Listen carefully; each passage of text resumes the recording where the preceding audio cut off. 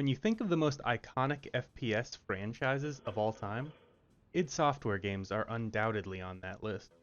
Among those games is Wolfenstein 3D.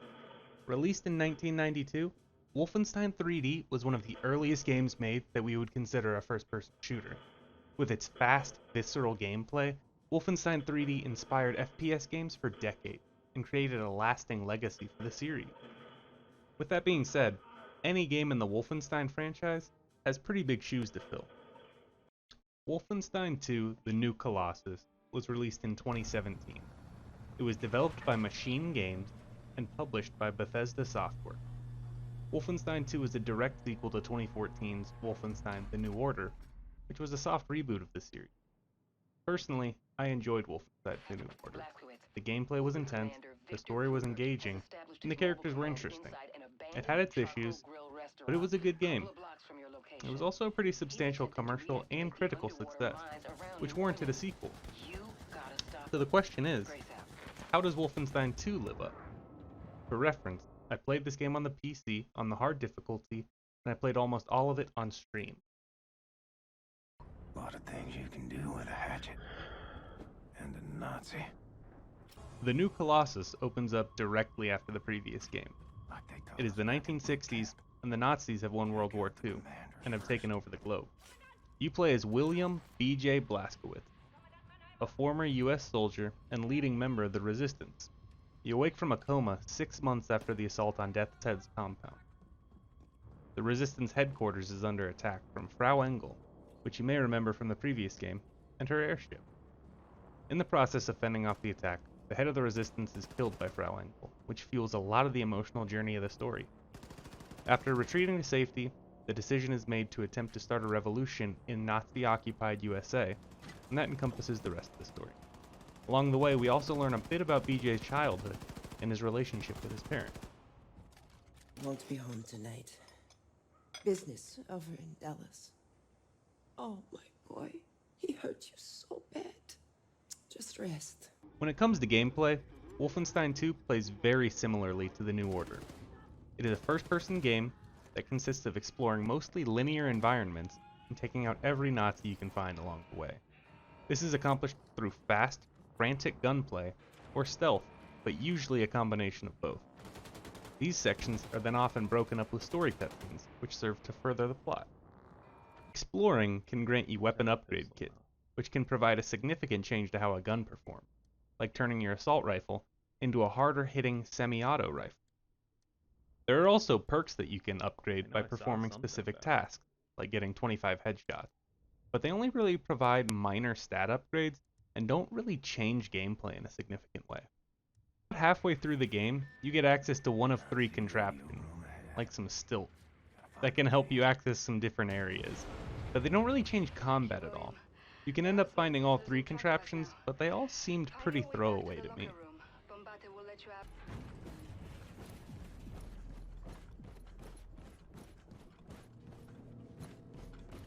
Oh, okay.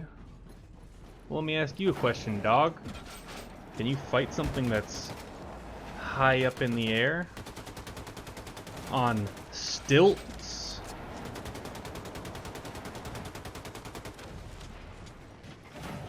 Let me jump past you, dude. I'm on the fucking stilts. Oh my god, dude, the stilts didn't work.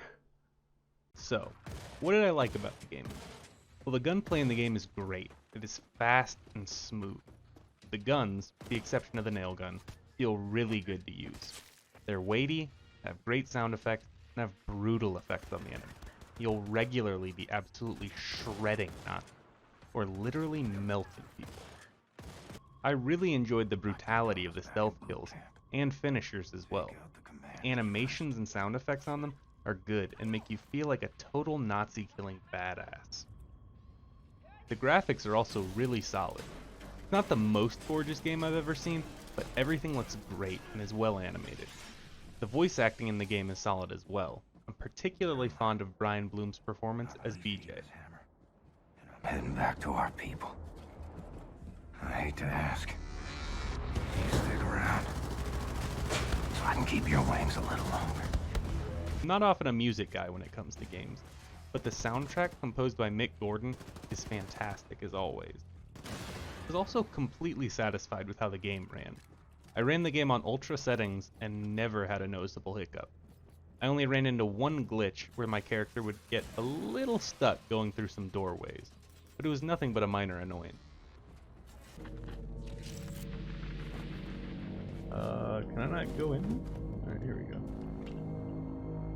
This all sounds great, but what's the catch? Well, to put it as simply as possible, it feels like the developers let gameplay take a backseat to the story. But wait a second, Snoop. I thought you said you really enjoyed the game. Well, not exactly. I feel like the game has a really great foundation, it runs great, and the combat works super well. Gunplay in this game is genuinely exciting. So what's the problem then? I'm so glad you asked. First off, the stealth does not feel good. This was also a problem with the first game that carried over to this game. With no ability to keep track of enemies like a Soliton radar or detective vision, makes this stealth play very tedious and trial and error based. It's not until over halfway through the game, when you can get a silenced weapon and the ability to slow down time and shoot an enemy that's seen you, MGS5 style, that the stealth gets any sense of fluidity. When it comes to the actual gunplay, the problems really seem to lie in design and balance. To start, your arsenal feels really limited. I mean, the game doesn't even give you the shotgun until almost halfway through the game. What kind of self-respecting FPS game withholds the shotgun from you? Save for turret-type heavy weapons you can find, there are only 6 guns in the game. What makes it worse is that by a few hours into the game, I was really only using one of them 90% of the time. The pistol was used just for stealthy silenced kills, and the nail gun felt like I was shooting wet noodles at people. The shotgun, grenade pistol, and laser craft work were all okay, but unless I was out of ammo, I really wasn't using them. The absolute majority of my time was spent using the assault rifle, the Sturmgewehr.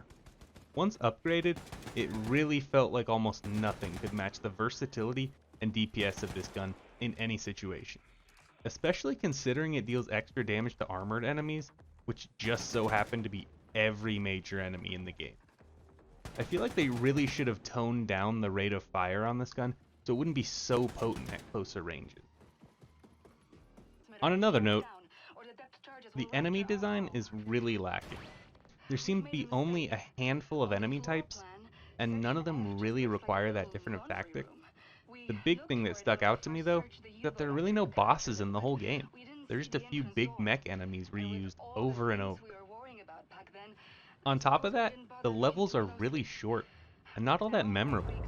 Most of the game, with the exception of a few notable levels, seems to take place in pretty bland corridors. And just when you start to get into the rhythm of the level, it's over, to be broken up by another cutscene. Now, cutscenes aren't inherently bad, if the story is good, that is. The story is stupid. Like, really stupid. This shouldn't come as a surprise to those that played the previous game, but here it's different. I think the big problem is that the story just doesn't feel genuine. The New Order had an absurd story, but it played it pretty straight-faced, and it had a lot of emotional character moments to go along with it. The new Colossus feels like it's trying to recreate moments from the previous game, but replaces any of the weight or impact they had with humor. It's just cringy 90% of the time. My brothers and sisters, for the longest time I've been hearing through the grapevine about this resistance leader named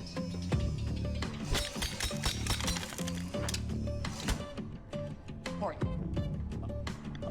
I'm so sorry. I'm still trying to calibrate the fucker. There were incredibly few impactful character moments in the game. BJ is really the only character in the game with a significant arc. Wolfenstein deals with a lot of heavy stuff. The first scene in the game deals with both domestic abuse and grievous racism. The tone of the game is so inconsistent though, that it just doesn't feel right, and can make it harder to see what the game is even trying to say.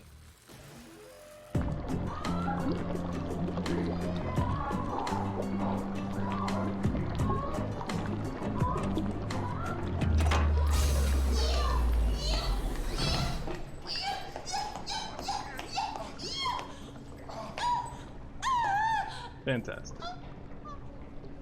I'm sorry. Did you need this boat? There is good stuff in here, but it's surrounded by so much not good that it just rounds it out.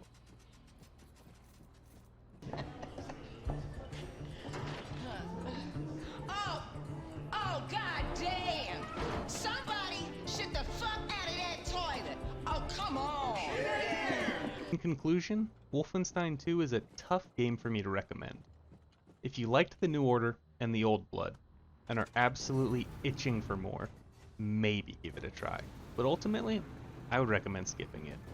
While there is some entertainment to be had here, in the end, I was just disappointed. Disappointed because there was so much potential to be better. I know that a lot of my review is negative, but I didn't hate Wolfenstein 2.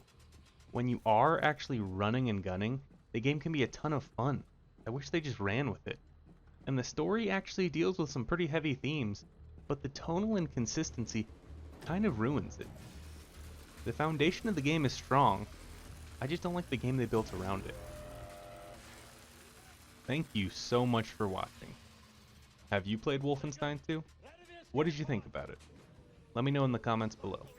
While you're there, let me know what game you would like me to review next. If you like this video, give it a thumbs up. If not, a thumbs down. I promise I don't mind. Consider hitting that subscribe button because I release new videos every week. And hit the bell if you want to be notified as soon as a new video goes live. Also, I stream on Twitch every week at twitch.tv/SnoopyClownGang. So come say hi and drop me a follow. Thanks again everyone. Take care.